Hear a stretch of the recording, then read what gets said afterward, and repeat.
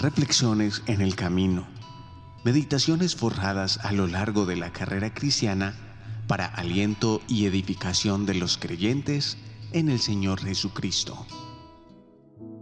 6 de mayo.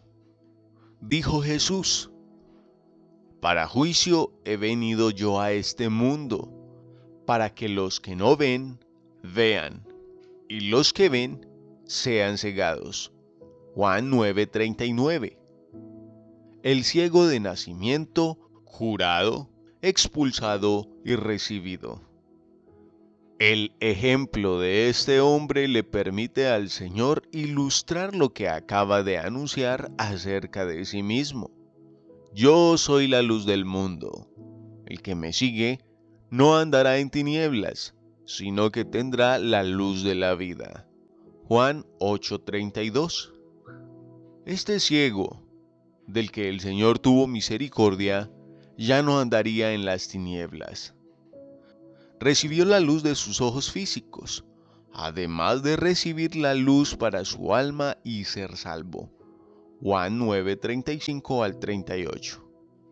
Precioso representante de todos los creyentes nacidos en la oscuridad del pecado e impotentes para curarnos, a quienes el Señor en su misericordia nos ha iluminado y llenado de su luz, además de darnos la salvación por la fe en Él. El ciego del que habla Juan 9 era marginado por su defecto. Solo podía mendigar. Versículo 8. Los discípulos, no menos duros con él que los fariseos, pensaban que era por su pecado o el de sus padres que estaba así. Versículo 2 y 34. ¿Qué valor podría tener una persona como él?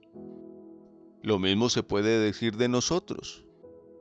¿Qué podíamos producir para la eternidad en nuestro estado de ciegos espirituales?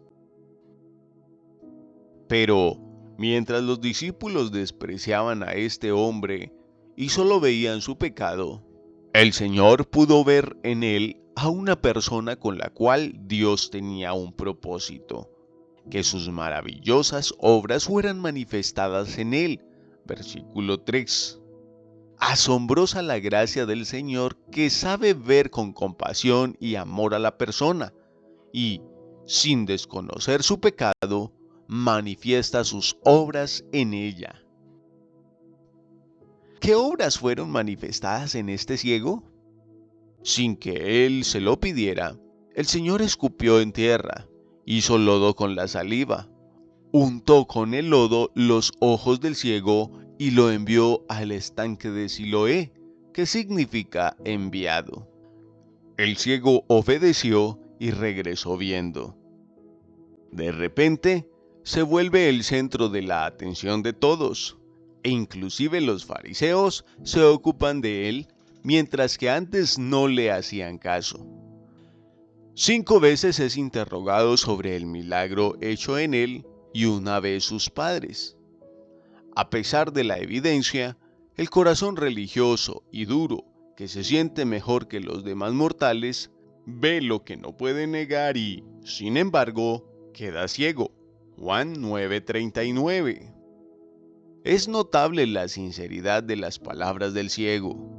No añade nada a su testimonio para que sea más impresionante. Dice solo lo que sabe por experiencia. Claramente su conocimiento de aquel que lo sanó crece. Primero le obedece y regresa viendo. Después dice su nombre, versículo 11. Enseguida declara que él es profeta, versículo 17. Luego, la maravilla de que se haya fijado en él por encima de los religiosos, versículo 30. Antes dudaba si era pecador o no, pero ahora declara que no puede ser pecador, sino que hace la voluntad de Dios, versículo 31. Después declara que tiene que venir de Dios, versículo 33. Finalmente, cuando es expulsado, reconoce en el que lo sanó al Hijo de Dios, al Señor de su vida y a aquel que es digno de su adoración. versículos 35 al 38. ¿Cuántas veces se ha repetido esta hermosa historia en pecadores como nosotros que vamos creciendo en el conocimiento de Él?